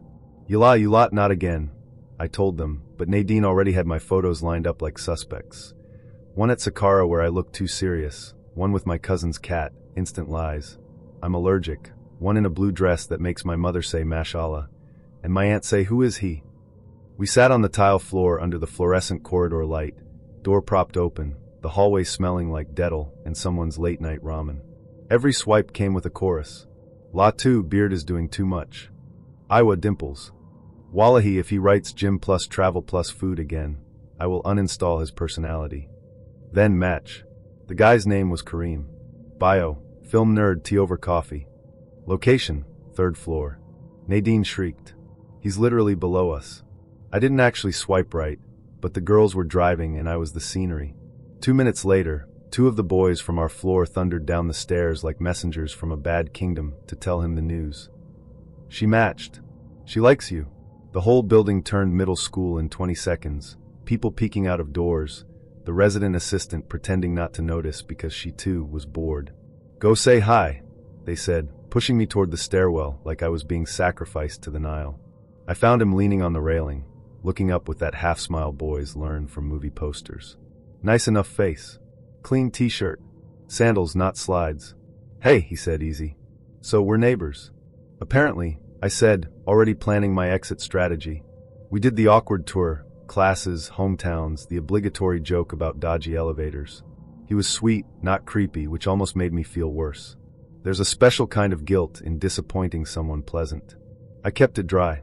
Listen, full disclosure, my friends were swiping. It wasn't really me. I added a smile so it wouldn't cut. His face flickered, but stayed friendly. Ah, cool, he said. Group project. He asked for my number. I gave it because I am a coward or a diplomat or both. Later that night, I stood outside under the jacaranda, watching purple petals stick to the pavement while I waited for an Uber. The air smelled like petrol and sweet bread from the corner bakery. Kareem came out with a bag of garbage and a hopeful look. "Going somewhere?" he asked. "Home," I said. "Cap is coming." We traded small talk that felt like trying on shoes that don't quite fit. When the Uber pulled up, he waved. "Text me if you want to sometime." I said, "Inshallah," which in Cairo is a yes, a no, and a boundary depending on tone. Different night, different theater. Bar off Road 9, neon sign pretending to be European. I met a musician there, curly hair, guitar case he carried like a personality. We kissed in a corner because the music was loud, and we were young, and the bartender was bored. He asked me out properly. I said okay. I went to the bathroom to fix my lip liner, and a girl, sharp eyeliner, gold bracelet, grabbed my wrist like we were already friends. "Listen," she said, clipped, almost out of breath. "Hugh Alyssa by 7 Ebony. He's still in love with me." "Any mean?" I asked, more polite than I felt. "Who are you?" "X," she said, eyes bright with either tears or fury, same sparkle. "He was blowing up my phone yesterday." She said it like a verdict, not a warning, but it landed as both. I stood there with the paper towel going damp in my hand, counting the beats of my own stubbornness. Outside, he was smiling at someone else, and I felt suddenly like the extra in a soap I hadn't auditioned for. I didn't accuse him. I didn't stay either. I texted. Something came up. "Good night." Then I left with my dignity zipped up like a jacket. Back in the dorm, the girls wanted updates, popcorn already in bowls. "So, Kareem?" "So, Guitar Boy." I told them the PG versions. Nadine rolled her eyes. "Ya Benny, we're doing science. We need data." I laughed, but the laugh had edges. That night I lay in the hot dark and listened to the building, the elevator groaning, someone dropping a spoon, a couple arguing softly in Arabic that sounded like singing. My phone lit up. "Kareem. T? Musician, a selfie with a sad face." I turned the screen face down. I said yes because he was popular and I was 16 and stupid. There, I said it. I was a relationship girl, the kind who hops lily pad to lily pad, but there were a couple of weeks between boyfriends where you're supposed to have experiences, right? And he was the kind of boy who high-fived teachers and cut lunch lines and still got invited to everything. If everyone else wanted him, maybe I was supposed to want him too. We met at the Cheesecake Factory, the one with the TVs everywhere, so you can watch other people live bigger mistakes than yours while you chew. I had a plan: order the Caesar salad, stab at the lettuce, pretend to eat. Back then, opening my mouth in front of a boy felt like taking my clothes off. I had this little script I ran in my head. Lettuce is safe, forks are props, sip water when you need a pause. Easy. Except the TVs were replaying that earbite fight, over and over, men snarling and commentators shouting, and someone's ear like a dropped garnish. Every crunch of lettuce was a crunch of cartilage. Appetite, dead. Conversation, deader. He wasn't mean exactly, just hollow. Every question I lobbed at him fell into a well. He gave me stats about his team, their record, his car. When he smiled, it looked like he'd practiced in a mirror. I could feel my own face getting tired from mirroring back. The salad got warm. The dressing filmed over like a pond in a horror movie. The second we paid, he perked up. The lights outside were that sodium orange that makes everyone look slightly undead. He said, "Want to drive around?" And it was the kind of question with no inside it. We got in his Mini Cooper. You know minis, they're cute until you're trapped in one. He parked somewhere in the suburbs near my house, a cul-de-sac with a fountain that had been turned off for winter, so it looked like the mouth of a stone thing yawning. We kissed. Because that's what you do when a popular boy leans in, and the car smells like gas station mints, and there's nowhere else to look. It wasn't horrible, honestly, just not mine. Like wearing somebody else's shoes. We climbed into the back seat because we were teenagers, and that's where teenagers go to pretend it's a room. I remember the fabric being scratchy, and the headliner sagging, close enough to graze my hair. I remember thinking, if I freeze, he'll stop. I did, he didn't. I gave the performance a girl gives when she's collecting a story, not a memory. When it was over, he flipped into the front seat, turned the key, and the car made a sound like a tiny animal dying. "Ha," he said, and did it again. Same sound. He cursed at the dashboard, then at his phone, then at whoever he called for help. His voice changed when he talked to this person, more respect, more plea. "Yo, can you come jump me? I'm on a date." He said the word date like a trophy. Then he told me who he was calling, and the bottom dropped out of my stomach. It was my crush. My actual crush, the person I'd been texting in a smiley face stutter for weeks. They weren't best friends, but they played together sometimes, lived near each other. Of all the boys in the city, of all the dead batteries and all the minis, we were going to bring him here. I wanted to walk home. I wanted to teleport. Instead, I smoothed my skirt and tried to fold myself into something I wouldn't be ashamed of him seeing. Headlights swung around the cul-de-sac like searchlights. My crush parked, got out, and the air around him had a temperature cold. He looked at me, and then at the boy, and then back at me like I'd put my hand on a stove on purpose. "You good?" he asked in a way that meant you're not. They tried to jump the car. The hoods looked like open mouths. It didn't work. The night got later, the fountain mouth yawned wider, and anger filled the spaces between words. My crush, let's call him M, said, "Everybody in my car. I'll take her home." I should have felt relieved. I didn't. I climbed into the back of another Mini Cooper. Did everyone in the early 2000s buy the same car? M and the boy slid into the front, shut the doors, and the whole car became a sealed jar. Then they hotboxed it. I don't smoke. I didn't then. I still don't. The first cloud was a joke, the second was a dare, the third was a wall. M laughed, and then he didn't. The car filled, and so did he. I could feel his mood like weather. He started to drive. Here is a thing you should know. I had a Bible in my purse. The small kind, soft cover, gold edges. I went to a Catholic school. We collected little talismans like that. I wasn't a great Catholic, but I liked having a thing to hold when the world felt like a slippery room. I slid my hand into my purse and closed around it. The leather felt warm against my palm, like I was holding a living thing. M took corners too fast. Suburban streets that should have been lullabies became knife edges. He didn't speak. He didn't have to. Rage has its own engine sound. There is a kind of silence that's louder than yelling. The other boy laughed at one point, and then bit it back when M's hands tightened on the wheel. We blew through a yellow light that was mostly red. The neighborhood became a smear of porch lights and hedges and mailboxes that jumped at the windows. I thought about the headlines. Local girl dead in Mini. I thought about my mother and her neat hands folding laundry, and how she'd pick up one of my shirts and smell smoke and not know it wasn't mine. I thought about the year on the TV and how quick bodies come apart. I whispered a prayer I hadn't said since second grade. The words came like beads on a rosary. Hail Mary, full of grace, blessed are you, blessed are you, blessed are you, blessed are you. When I ran out of Hail Mary, I gave God a bargain. If I get home, I'll eat the whole salad. I'll stop saying I hate my body every time I look in a mirror. I'll never kiss anyone I don't want to again. God didn't answer, but the next stop sign did. We screeched in front of my house. He braked so hard I bonked my head on the seat back. Remember how Minis are? To get out of the back, you need the front passenger to fold his seat.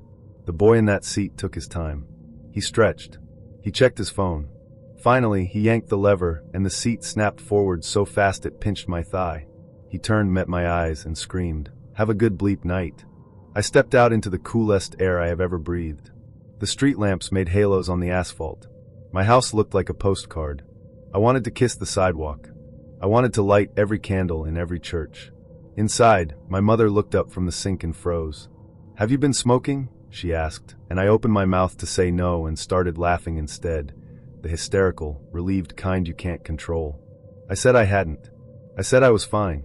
I said everything but the truth, which was, I could have died in a car that smelled like someone else's choices.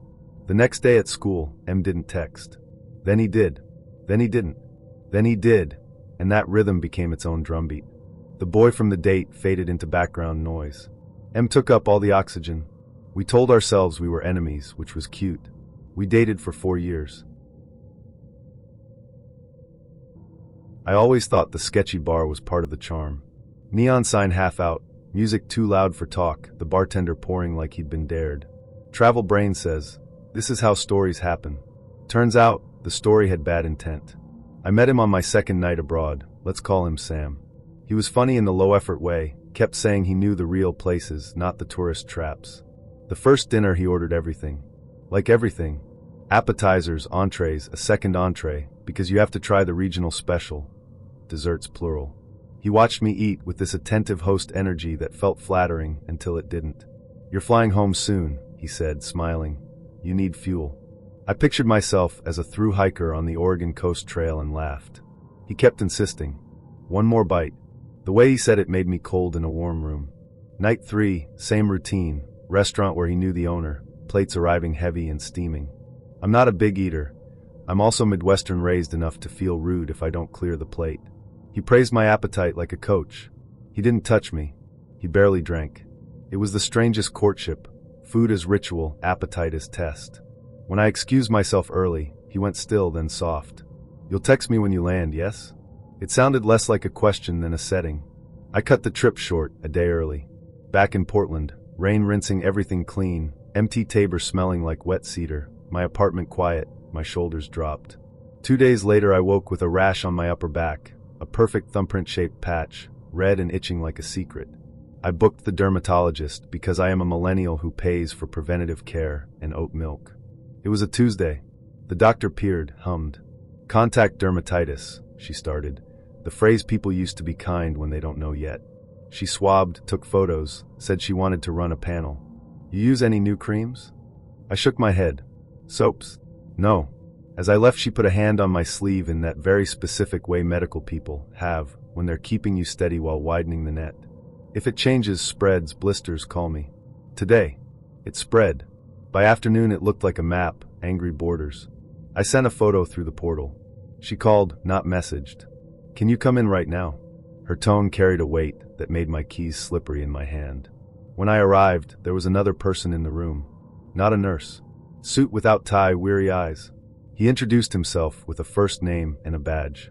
He said FBI like he was apologizing for the punctuation. The doctor rolled her stool close.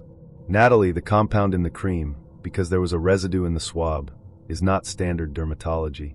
It's a derivative we don't see. She glanced at the agent. He took over. It's associated with certain crimes. Ritualized violence. He didn't say the word. He didn't have to. The room tilted. My mouth went dry the way it did when Sam said, one more bite. They asked me to walk through everything, where we met, what I ate, whether I'd left a jacket on a chair, whether I'd felt faint, no. Whether I'd noticed any lesions or scratches before, no. Whether he'd touched my back, no, not that I remember. They asked for his number. I had the texts. You home? You rest? Little check-ins that read like care but clocked like surveillance. I gave them the restaurant names. They wrote them down, an inventory of nights I now wanted back. They coordinated with overseas police, jurisdictional pinball. My sister, who'd been on the trip with me and left for the airport earlier, sat in my living room that night, eyes huge, hands around a mug she never drank from. The agent called at 1:17 a.m. with an update you don't want anyone to say out loud. The apartment had been raided. Evidence of multiple missing women. Freezers. Tools. Journals. Photos. He used phrases like consistent with preparation and material preserved. I thought I was going to drown in my own living room. My phone lit with international texts from Sam in the blue bubble cadence of panic. Why aren't you answering? I'm worried. You promised to text. Then more frantic. Did you go to police? You misunderstand me. The agent said, do not respond. I didn't, and still, his words crawled under my skin like something I couldn't scrub out. Sleep turned nocturnal. I woke at 3 a.m. every night, breath sawed short, the taste of metal back in my mouth. My back healed slowly, an angry map fading to coastline. The doctor explained the compound in more detail when I could bear it. Numbing agents, anti-clotting, something that could be used to slow tissue decay. The words were clinical and kind. They tore me open anyway. There were interviews with the sister who'd been on the trip, with the airline, with the hotel. The overseas police sent their own questions. I got very good at narrating without leaving my body. I walked in empty Tabor rain, Portland's best antiseptic, and wrote one line in a journal every day. Thank you for the breath. It felt hokey. It also worked. On our second date, he said, half joking, let's escape winter. Marrakesh. And I laughed like that was a normal sentence. 2 weeks later, I was in a riad with a courtyard of orange trees and a sky so blue it felt edited. We ate taginess that hissed like secrets and mint tea so sweet my teeth hummed. On day 3 he said, let's see the coast, Essaouira, big waves, very cool. And I said yes because the sun makes you brave and stupid in equal parts. I don't swim well. I can float like a stubborn leaf, kick to the edge if no one's touching me, but water has always made my heart mispronounce itself.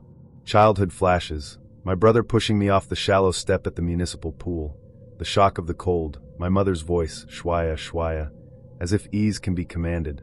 I told him this. He squeezed my shoulder. Mat catfished, habibdi. Yalla.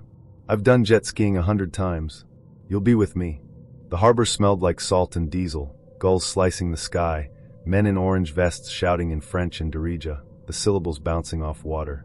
The jet ski looked like a toy until it roared, then it was a small animal smelling fear. The attendant tightened my life jacket and grinned. BA7? You good? I nodded because pride is a cousin of doom. We left the calm inside the breakwater, and the sea changed sound. The engine's moan thinned, the chop slapped, the wind ate our words. He shouted over his shoulder, Tamam? You okay? I shouted back, Mzion, lying to both of us. Ahead the water was a moving wall, green and heavy, the kind of wave that makes surfers write poems and civilians make wills. The swell lifted us like a hand. For a second the world paused at the lip, and I thought, we're fine. We were not fine. The jet ski met the wave wrong, nose up, angle bad, and the next second we were in air, then in water, then in nothing. The sea swallowed sound. Salt stung my eyes, my nose, inside my head. Up lost meaning. I surfaced coughing and saw the machine a miracle distance away, slick and indifferent, as if it had divorced us mid-argument. Hold me, he shouted, face pale against the black sea. He swam toward me, and the wave rolled us both like coins. The world rotated, sky, water, a mash of foam and engine oil. Panic arrived like a third person, loud and bossy. My life jacket hauled me up by the bones, and I gulped air that tasted of metal. Yalla habibti, hold on, he said, and grabbed my hand, then tried to pull us toward shore like a hero in a cheaper movie. Another wave hit. The sound of it was a train in a tunnel. He disappeared. I screamed a name I did not believe in yet. A thin thread pulled from my throat. He resurfaced, coughing, eyes shocked. I'm here, he said, which is something people say when the truth is loose. The rescue boats looked far and busy. Time lengthened, a ribbon knotted at one end. The shore was a line of white teeth, always the same distance no matter how we kicked. He tried to swim us again, strong strokes that went nowhere, his breath breaking into pieces. Stop, I said finally, voice gone small. We wait. We float. He nodded like someone learning a new religion. We became objects, bright life jackets in the dark spread of the Atlantic. The sea lifted us, set us down. I watched the sky for the color of help. A gull drifted overhead like a bored angel. Somewhere behind terror, my mind did flashcards. My mother's hands patting dough, the smell of my father's sweater, a song my grandmother hummed when she shelled peas. Every memory included breath. I promised breath 100 times if it would stay. The rescue jet ski came at last, carving a white line toward us. The man driving it shouted, Nah, nah, here, and his face was the most beautiful map I've ever seen. He hauled me first, then my almost boyfriend, muscles neat and furious. Mat catfished, he said, don't be afraid, as if it were optional. The return was a slam bang of speed and spray, wind freezing my wet skin into a second person I didn't know. On sand, my knees failed in a theatrical way. I lay there and felt the world hold still for the first time in minutes or hours. He crouched beside me, touching my face like I would disappear. Sam Sevenini, he said, I'm sorry, voice broken at the edge. I nodded because speech was too expensive. That night in Marrakesh, in the soft square of courtyard light, I shook. Sleep was a place with a trapdoor. Every time I closed my eyes, I felt the wave lean over me again, a heavy green god. My body ached in odd places, collarbones, toes, the hinge of my jaw.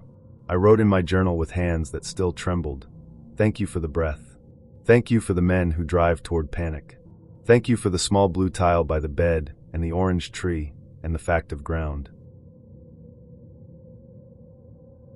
Koreatown, Saturday, late afternoon.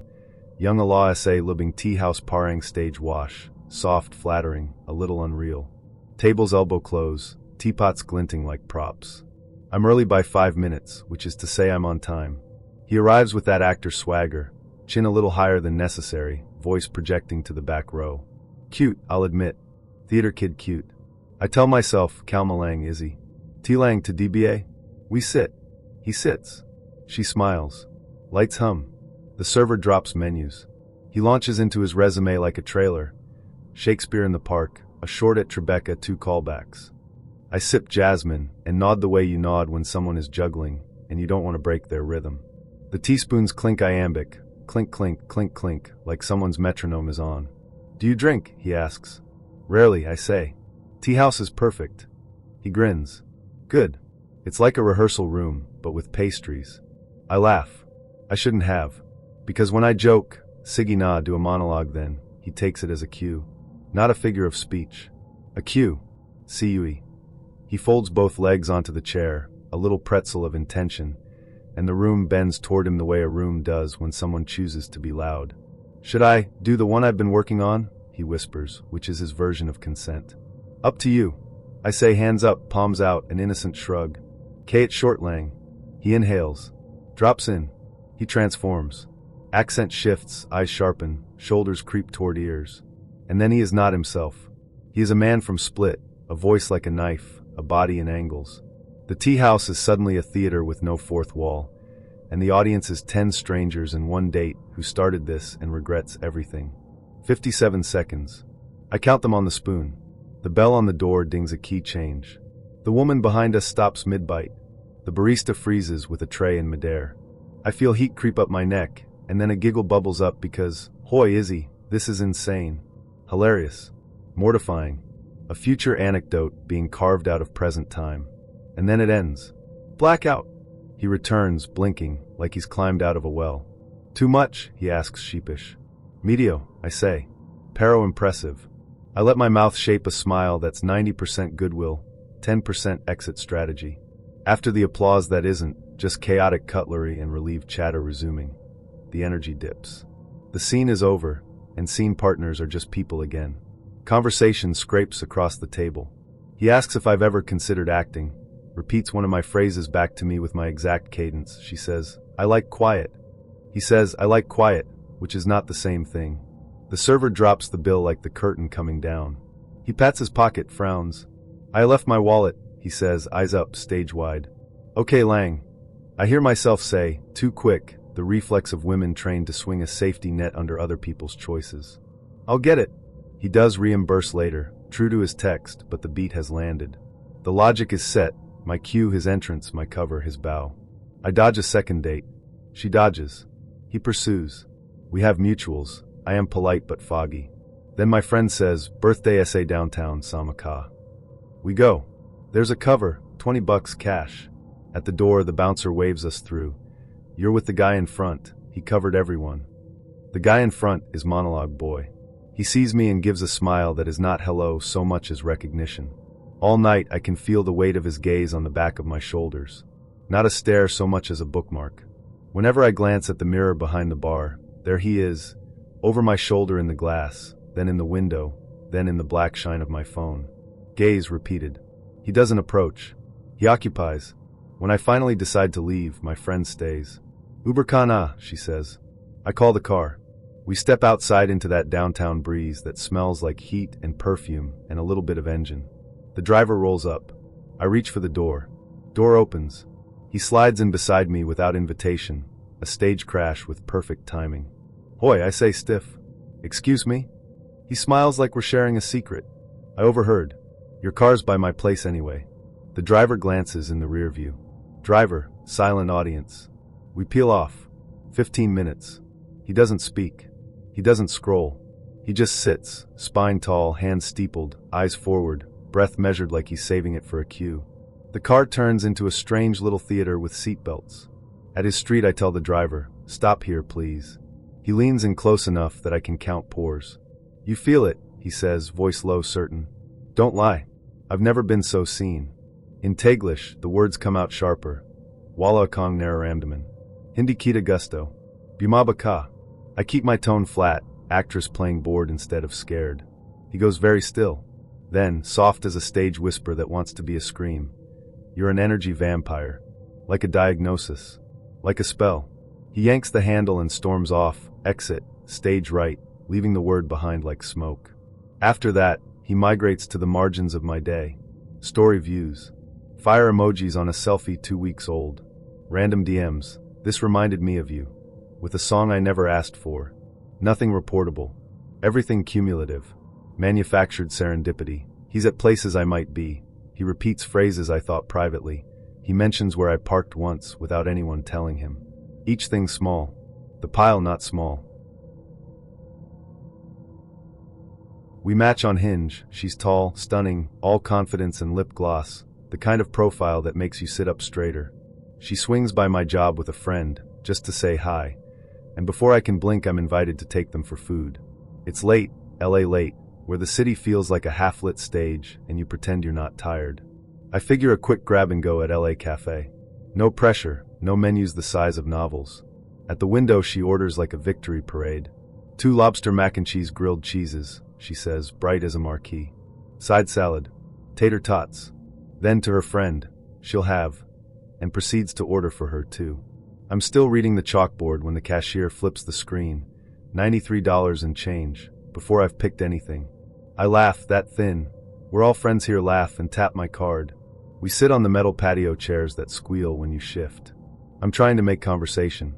She fills the air instead, stories about exes, a near-brand deal, a Zodiac rant, while chewing with the kind of open enthusiasm you usually reserve for a private room and a locked door. It's not the eating, it's the taking, the ordering for others, the assumption that my wallet is part of the ambience. Her friend and I accidentally find a rhythm, music, bad movies, which taco truck stays open latest, while tall girl steamrolls any pause. I clock the red flags and do the math men don't say out loud. I'm already the ride home. That makes me the exit plan, the buffer, the designated adult in a table of 3. On the drive, they direct me like I'm a rideshare app with feelings. I drop the friend first. There's a moment where the night could end politely. It doesn't. We go back to mine. It's fine, it's not love, it's late. We keep talking for a couple months after that. Sporadic, blurry, a relationship made of convenience and notifications. The first date sits in my stomach like cold butter. About Disneyland, she'd told me before we met that she'd never been, that it should be our first date. Giant ask. I pulled a favor and lined up tickets anyway, because somewhere in me is a golden retriever with a credit score. After the 2 a.m. lobster flex, I stare at those passes and feel tired. I ask my roommates instead. Boys' day. Churros, sweat, sunburnt selfies, bliss. The texts ping while I'm in line for Space Mountain. So when are we going? And I let them stack like plates in a sink I'm not washing. I'll tell you how it started, so I will. YMCA summer scheme. The kind your ma'am drops you at 8 sharp with a lunchbox and a warning about sunscreen, and you don't see her again till the clock swallows the evening. Boys' school on one side of the road, girls' school on the other. Both of us funneled into the same chlorine cathedral, because parents have jobs and children have energy.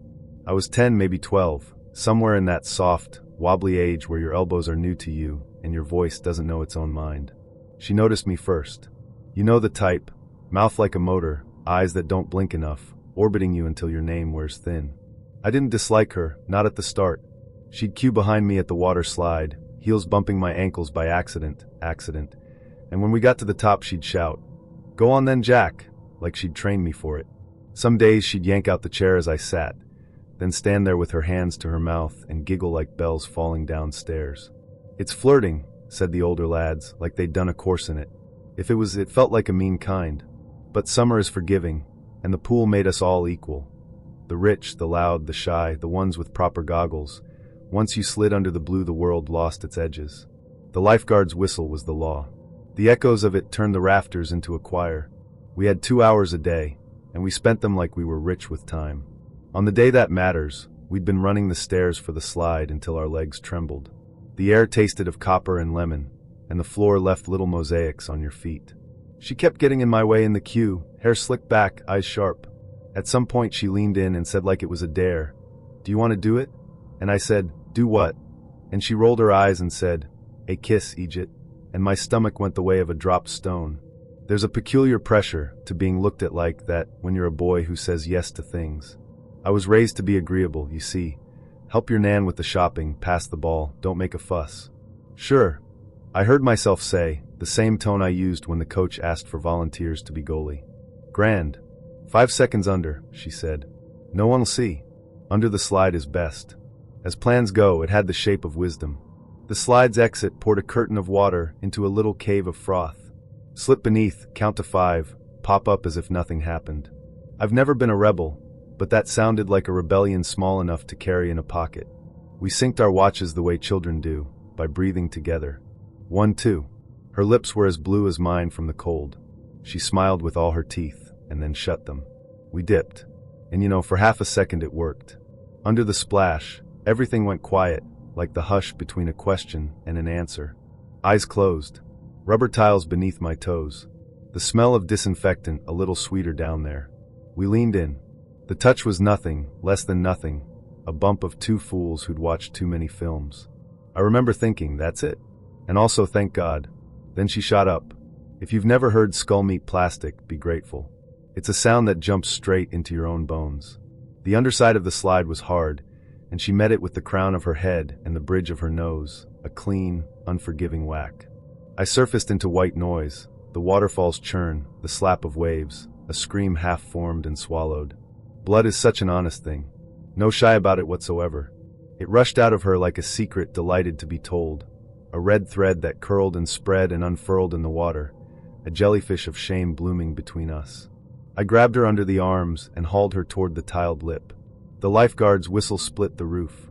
Everyone stopped pretending not to look. They drained the pool. Do you know how dramatic that is to a child? A whole basin of summer and squeal and splashing turning to roar and gurgle, the funnel whirlpool slurping everything away. Kids wrapped in towels like flags stared while the red ribbon thinned and then disappeared down the silver mouth. Her nose wouldn't stop. Her hands were sticky. She looked at me through it all with an accusation so big it needed no words. You did that, she said later, in the echoey changing room where the hand dryer roared like a jet. You made me do it. I didn't have a language to defend myself yet, not one that could say we both agreed, and the slide didn't move, and physics is cruel, and I am sorry you hurt and sorry you're angry, but I am not your villain. So I said what agreeable boys say. Sorry, I told her, and said it again to be sure. She took the word like a biscuit and pocketed it. Not enough. We went back to school in September, and the story came with us like water in the ears that won't shake out. We matured the way plants do, sideways and upwards, looking for light. She kept tab of me with the bright attention of a warden. Some days she'd ask me to the dance with a smile sharp as a safety pin. When I said no, she'd color my name in the margins of other people's conversations. Chairs still went missing as I sat.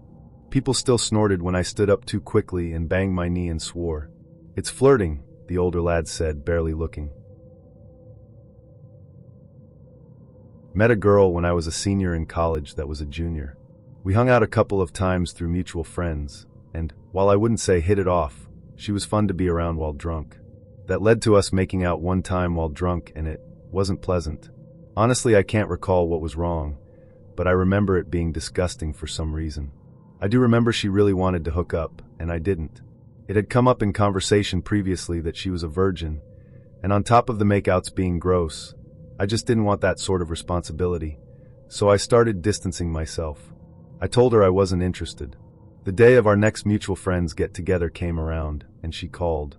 I wasn't screening her calls or anything, so I answered, and she was being highly pushy about whether or not I'd be at the party that night. So I decided I'd be better off having a chill night and playing whatever the new Medal of Honor was with a buddy. So I said I wouldn't be there. She did not like that answer, and got downright aggressive with why I wouldn't be there. So I informed her that I wasn't feeling very good, and that I think I was coming down with the flu. I try not to lie in social situations like this, but I didn't really want to hurt her feelings with a, hey, you're being oddly pushy about this, and I'd rather just be somewhere you aren't. I eventually placate her enough that I'm able to hang up without hanging up on her and go about my day, casually playing video games. Later that night, however, my friend and I decided to walk to the local corner store for some snacks, and as we left the front door, there was a whole Tupperware full of soup on my doorstep. Okay, that's sweet, you might say, but I never told this girl where I lived. And further, she clearly knew that it was a bit creepy that she was dropping soup off at my place when I hadn't told her that. But why is it better that she dropped it off and didn't knock? That was a bit over the line for me, so I had to call her and thank her for the soup, but also tell her I really wasn't interested in pursuing anything romantic at the time. How dare I infer that from her friendly gesture, etc., etc. So I ghosted her. She called every day for a week or two, and while I never noticed her show up at my house, but I'm sure she did at some point. About 2 months later, she called me at 1 a.m. Enough time had passed that I picked up, knowing full well she was drunk dialing me. She was in tears, and her friends had left her at a bar. That whole group was drama, so this wasn't surprising. I had been having a pretty low-key poker night, so I agreed to go pick her up and take her home. Only when I picked her up, she wasn't satisfied for me to be taking her home, so she started crying at me that I didn't love her or some shit. Keep in mind, I was trying to take her home, and she started accusing me of trying to take advantage of her, and that I needed to stop the car right away or she was going to call the cops. I tried to get her out of rougher side of town, but she was in hysterics. So eventually I relented and dropped her off in a bank parking lot. My thought process being that the security cameras could at least keep watch over her while she called a cab, and in the future I could point to the security footage as evidence that she wasn't forced from the car. Against my better judgment, I called her later that night to make sure she made it home all right. She did. That was the last I ever heard from her. A similar story I would like to share. A coworker was 4 years older than me and showing interest in me romantically. I worked in a fast food restaurant and was sent to work at a different store 45 minutes away a few times a week. The girl used to work at my store but was fired some time before I started, then got a job as a team leader in this one, but still lived in my town. So arrangement was I'd get up at 6 a.m., she'd come pick me up, and we'd both go to this other town and work until at least midnight, and often until after 1 a.m. Everyone who knew her warned me not to let her get her claws on me. Weird. Strange wording. Apparently, she was definitely going to try to get me to sleep with her. One of my best friends worked there too, and was her ex. But I hadn't spoken to him much since he was working 80 hours a week, and I was at university before I took a year out. So I was loyal to my friend, and wasn't going to do anything to hurt him. I dismissed it. No, she wouldn't try anything. Anyway, the first shift I didn't drive up with her. She showed up for the evening shift and drove me home. Her first words to me were, "I'm not as bad as everyone says I am," and I instantly panicked. After a few weeks, she was like my closest friend. The person I spend the vast majority of my time with, and I really liked her. As a friend. Turns out she was interested in me, but I didn't reciprocate. Then one day she suggested I go out with this other girl working there, who was 16, and we'd be so cute together. I asked her how old she thought I was, because I was nearly 21. She was a little embarrassed. I got a million stories about this girl, but after a few months I stopped going up. Everyone in both stores, except for me, hated this girl. But I understood her. I heard her side of everything. Hell, I knew this girl better than I knew anyone. We've spent so much time together, just talking. She knew me as well. But because she was the ex of a close friend, and they hated each other. So nothing happened, but there were a few close calls. Anyway, I left that job, AMD. A few months later, she raped a 17-year-old and fled the country. He got 35 grand from the restaurant. I was at a party in college with a big group of our friends. We see this girl there that we knew from our dorm building the year before. My roommate had had a huge crush on this girl the year before, but she told him she wasn't interested in dating. Otherwise, she had always been a nice person and fun to hang out with. Anyway, this girl sees me and says it's good to see me, asks how I've been, etc. We talk for a bit, then she asks if I want to step outside while she has a smoke. I said sure. It was hot inside and I wanted to step outside. We talk for a bit. Go back inside. She asks me to play beer pong with her. We win 3 games in a row and is always super excited when we make a cup. I kind of wanted to leave, but we kept winning games. Finally we lose, and before I can say anything she grabs my arm and pulls me outside so she can smoke again. At this point I really want to leave. She was nice, but she had been a bit too touchy-feely, and I wasn't interested. I also wasn't feeling that well. I had an upset stomach. Additionally, I didn't want my roommate, who was at the party, to think I was interested in this girl, because he used to have a big crush on her. We go back inside after she smokes, and I said, "Hey, I'm not feeling well. I think I'm going to head out." She acted like she was heartbroken. She says, "Here, put my number in your phone, and call me so that I have your number." She put me on the spot, so begrudgingly I did it. I quickly grabbed my coat, told my roommate about the situation, and that I was trying to avoid this girl, and we both left. I got back to the apartment and signed onto Facebook to talk with friends. This was before Facebook had chat for mobile, and people were chatting on the Facebook Messenger on your browser. Shortly after, creepy girl messages me on Facebook. She must have left the party immediately after I did, because she was now sending me Facebook messages, again, before Facebook Messenger mobile. I don't answer and close out Facebook. Then she texts my cell phone, then calls me. I continue not answering. Over the next 20 minutes I got 7 calls/texts from her that I was not responding to. Finally, the texts and calls stopped. I leave my room to go get a snack, and my roommate, we lived together but slept in separate rooms, says, "Hey man, I'm sorry, but I told creepy girl like a year ago I'd teach her how to play guitar.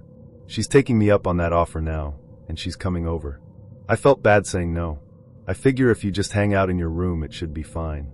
I told him about all the texts and calls I had just received, and he was like, "Oh no, that's not good." This girl had guilted my roommate into coming over so she could see me. I hide in my room with the door locked and hear her knock at the door to the apartment. My friend lets her in, and they talk for a few minutes. Then she comes to my room and is knocking on the door and jiggling at my door handle because she wants to say hi. My roommate said, "Hey, he's not feeling well. I think he's sleeping. Let's go hang out in the other room." They hang out in the other room. It's quiet for a while. Then I hear her go use the bathroom that is next to my room, and when she's done, she tries knocking on my door again and jiggling the door handle. After 5 minutes or so, she gives up and goes to hang out with my roommate again. Quiet again. At this point, it's 1 or 2 a.m. My roommate texts me an hour or two later saying that creepy girl asked if she could sleep on our couch because it's late and cold outside, temperature was in the single digits, and she had a long walk back to her place. He felt bad, so he told her she could stay. He gave her a pillow and a blanket to use on the couch and put her to bed. Just 2 minutes later, she's knocking on my door and jiggling the handle saying, "Please let me in. Please." I ignore her and try to be as quiet as possible in my room. Then she's calling and texting me to let her into the room because she's cold. The heat was on, it wasn't cold. Eventually it stops and I fall asleep. When I woke up in the morning, she was gone. I thought all was fine. After I talked to my roommate, it turns out that she eventually gave up on me and then made her way into my roommate's room and hooked up with him. He felt kind of ashamed that he hooked up with her after being her second choice, but he used to have a big crush on this girl and gave in. Anyway, I texted her and told her to never contact me again. I never heard from her or saw her again after that. To summarize, I saw a girl I was acquaintances with at a party. After hanging out for a bit, I left. That same night, she tried contacting me 7 times with no answer, so she leveraged her friendship with my roommate to get into my apartment anyway. From there, she tried to get into my locked bedroom multiple times throughout the night while I was hiding in there. I was in my 3rd year at college and had just become the president of the anime club. Most of the members had graduated last year, so I was determined to recruit as many new members as possible. And my way of doing that was to befriend them and give them more of a reason to show up every week.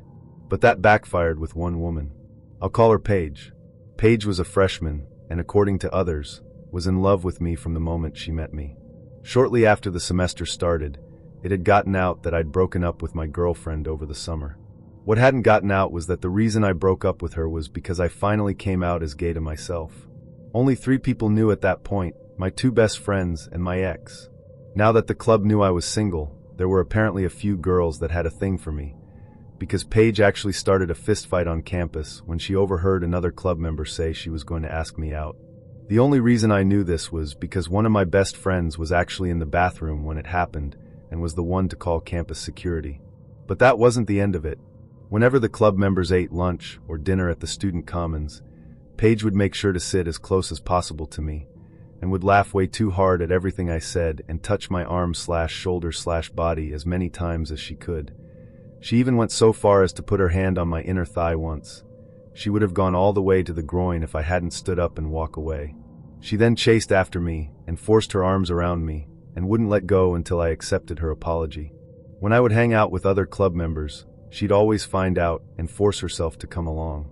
Me and my best friends had a tradition of watching Disney movies every Saturday night to de-stress and would invite other friends to it. So of course Paige showed up. She also would make sure to comment throughout the whole movie about how she was like the princess/heroine and I was like the prince/hero. She'd also make sure to slowly scoot closer to me throughout the movie. When we watched Brave, I got up and changed seats 3 different times just to get away from her. She even showed up outside my best friend's dorm room when it was just me and 2 friends and basically forced her way into the room. My best friends had known about my run-ins with Paige ever since the hand on the thigh incident, so they ended up hanging out early just to get rid of her. Paige even started hanging out my dorm building, even though her dorm was on the other side of campus. I used to just keep my door propped open because the AC sucked, and then my other friends in the building could just drop in whenever. But ever since the first time she waltzed into my room, I stopped doing that and made my friends text me when they got outside. I also wore headphones whenever I was on my laptop or listening to music, because if Paige was outside and heard movement, she would hang on the door until I could text my floor's advisor to get rid of her. About halfway through the year, she asked me when I was going to ask her out, and I straight up said never, I'm gay. And her response was, oh, I can fix that. Enough was enough at that point. I had come out to a majority of my friends at this point, so I got them all together and told them about everything to do with Paige. They formed the anti-Paige defense squad and made sure that whenever we were out, in the club, at lunch/dinner, or just hanging out, I would always have the seats next to me filled with one of them. There was actually a time when we were at Dairy Queen, and she literally popped into existence next to our table. One friend even started throwing herself into my lap whenever Paige showed up, just to try and deter her. Paige didn't give up until the end of the year. It was finals week, and I had an 8 a.m. final one day, so I forced myself to eat breakfast that day, even though I normally don't. I found only one friend for breakfast, and we grabbed a table far from the entrance and out of view. Regardless, Paige found us and announced her finals were already done and would be moving out of her dorm today. She forced me to promise her that I would be there to see her off. Obviously, I didn't and stayed with a friend off campus until the end of the day. I also blocked in my phone and ignored her FB friend request since I no longer had any obligation to her as club president over the summer. I moved off campus for my 4th year and found out that she had moved into the dorm I'd previously been living in, so I don't think she gave up right away. One of my nosy friends is still FB friends with Paige and keeps me updated. Paige had started dating another guy from the anime club a few months into her 2nd year and eventually married him in her 3rd year. He's actually 7 years older than her, and we know he used to beat his old girlfriend. She even posted to FB, right, she lost her virginity to him in detail. We even found out they have a kid on the way, so even though none of my friends nor I like Paige, we hope that she and that poor kid aren't going to be in any danger or taken advantage of. Bonus, Paige was going to be a teacher, but she was fired from her job as a lifeguard/swim instructor at the university pool because she couldn't handle children in a professional manner. Plus, she got caught shoplifting from the student store once, and her reason being that since she was going to be a teacher, she needed to get those bad impulses out of her system now. Double bonus, that girl that Paige got into a fist fight with, she asked me out during my 4th year of college in front of the whole club. That's when I formally came out to the entire anime club, not just my friend circle within the club.